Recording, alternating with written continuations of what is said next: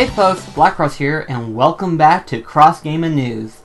So, with this Cross Gaming News, normally I come up with any form of new type of things and stuff like that. But this time around, I've got some, upcoming new releases that have my interest at the moment. So, before we get into that part of the video, we're going to go ahead and talk about the main focus of the video, which is basically the Nintendo Entertainment System, basically the I'm getting the two mixed up, that's the problem. The SNES Classic. Now, if you remember from last year, the NES Classic was released to the public, and it sold out quick, like you would not believe. And basically, people on eBay are selling these stuff for like thousands of dollars, which is kind of ridiculous. So, in other preference of the matter, Nintendo's decision for the last Classic Edition that they released isn't exactly the best form of action. Basically, they made a limited run of these things. And unfortunately, they're now considered to be like one of the top tier collector's items now, and it's kind of ridiculous. And this one has no different matter. Now, despite what some news people are saying, I have my doubts on this one because of how Nintendo does things. With the SNES Classic, Nintendo stated that it's going to have a longer run. Now, that all depends on what they mean by a longer run. Keep in mind, Nintendo does things differently than what here in the States would do. Here in the States, we would actually make a mass production and keep mass producing them regardless, so that way it would continue to sell, and the sale would increase. In Nintendo's case, they believe in only making a certain number and then stopping. Why? You do realize if you keep making the same thing, you're going to sell even more.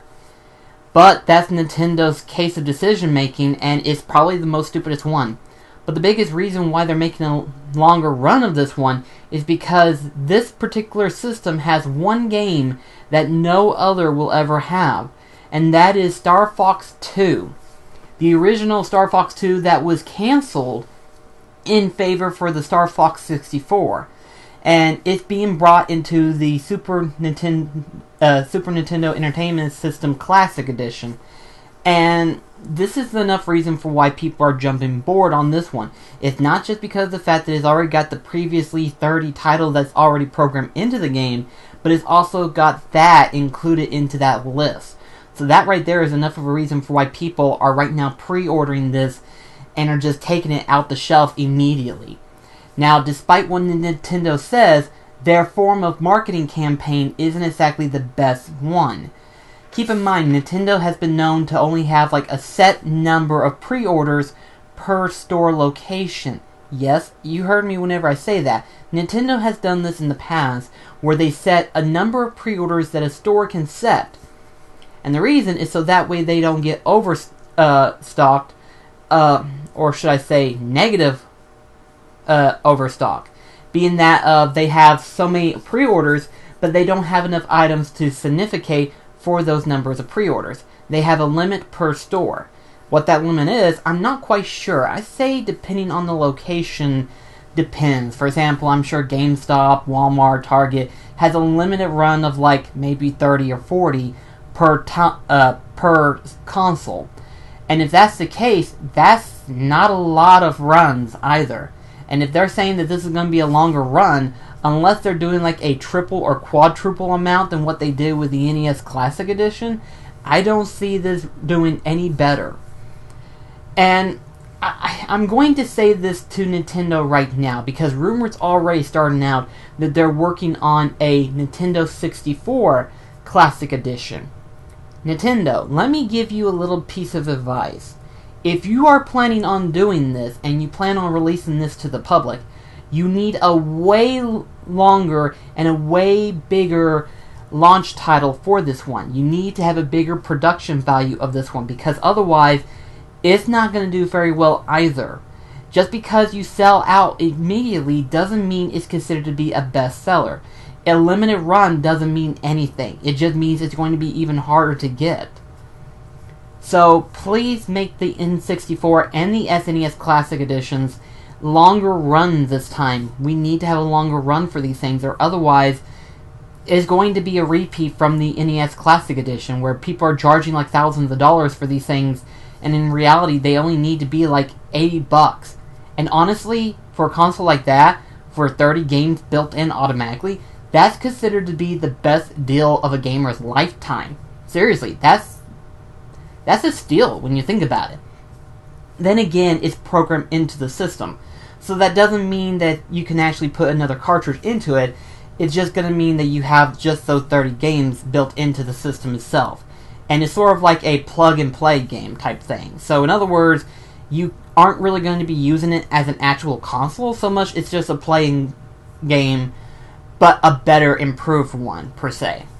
So if they are planning on making an N64 version of it, please make a longer run of it.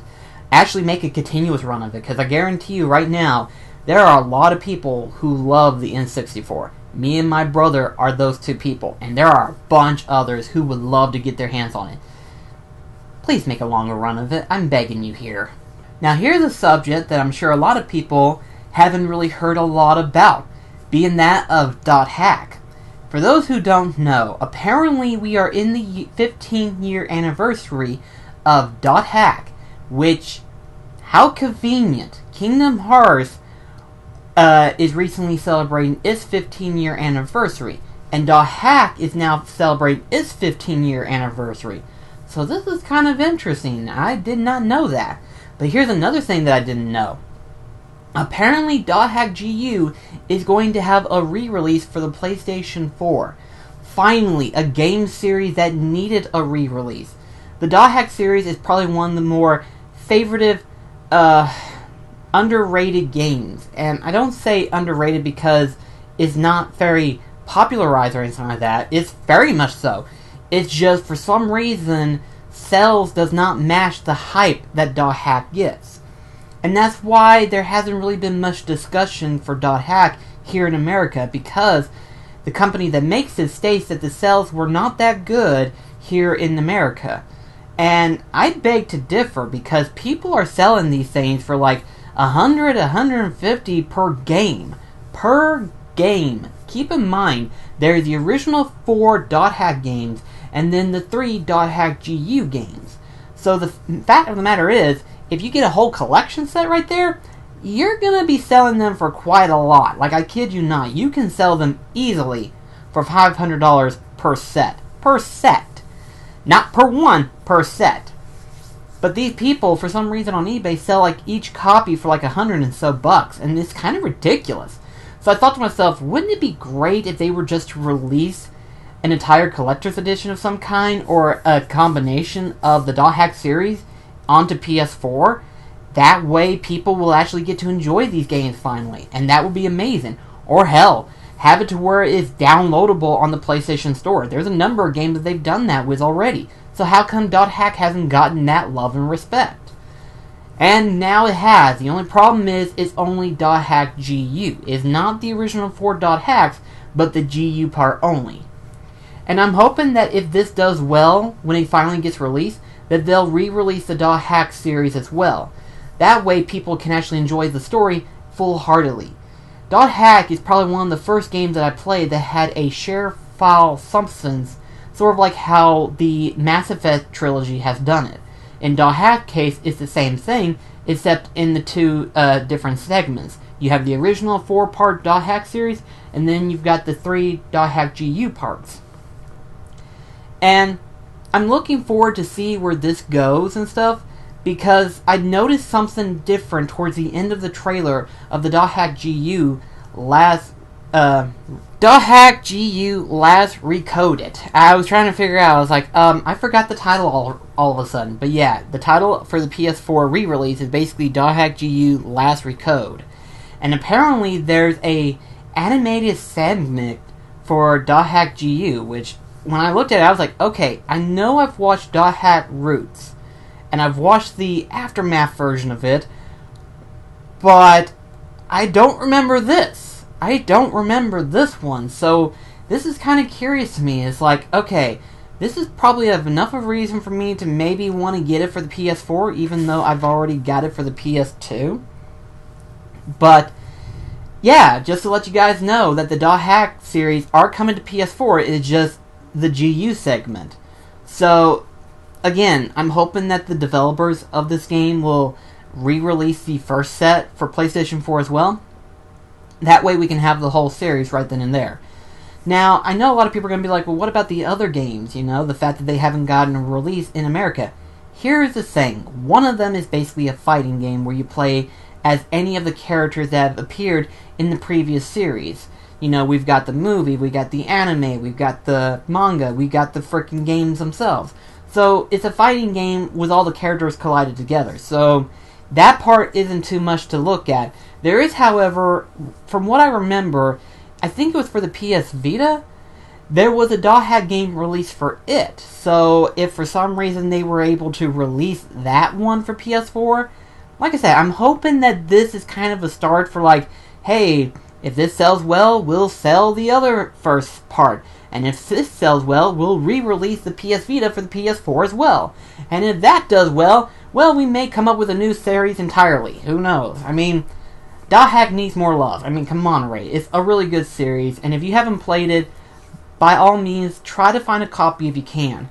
Or wait until G.U comes out and pray and hope that the first segment does get released.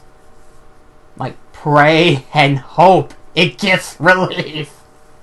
Now, of course, obviously, that being just a re-release of a previous title, we have a new title that's fixing to come out. The date is unfortunately unknown at this current moment in time, but I am fairly confident about this game, and I have to say, when I first looked at it, I thought to myself, this is probably going to be an Xbox One exclusive, isn't it? It just has that look of an Xbox One exclusive.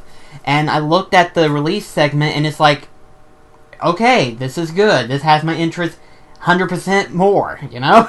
It's like it had my interest, and then all of a sudden to have it on PS4, it's like, I may end up picking this up. It is called Biomutant. It is an open-world action RPG where basically you play as a little, I suppose you can call it an alien mutant-type creature? I'm not sure what to actually call it. You know, you create the stylize of that creature. You create the size of it, you create the fur, you create the color for it and everything like that. And I like this. I do like the ideal concept. It's an interesting concept that I think would be very welcome, in fact. My only nitpick about it would probably be the fact that you have the announcer, but I say the reason why he's there is sort of like to introduce the whole segment of I suppose you can call them like bio videos, where they show video vlogs of like animals and wildlife and stuff like that, and you have that little creative announcer is like, and here we have your Jumbo grabbing the banana. It's just, I thought to myself, I was like, I don't care much for it, but I can see where they're going with this. I'm hoping there's like a little option, but then at the same time, I guess because of the fact that they have like a different language, it would only make sense to have that announcer there anyway. But I do like this game so far. It definitely has my interest. It's one of those things where it's like, you look at it and you see so many different combinations put together. You're seeing like Star Wars-esque because of all the creatures and stuff. Then you see like all sorts of different combinations of like fighting styles being put together and stuff.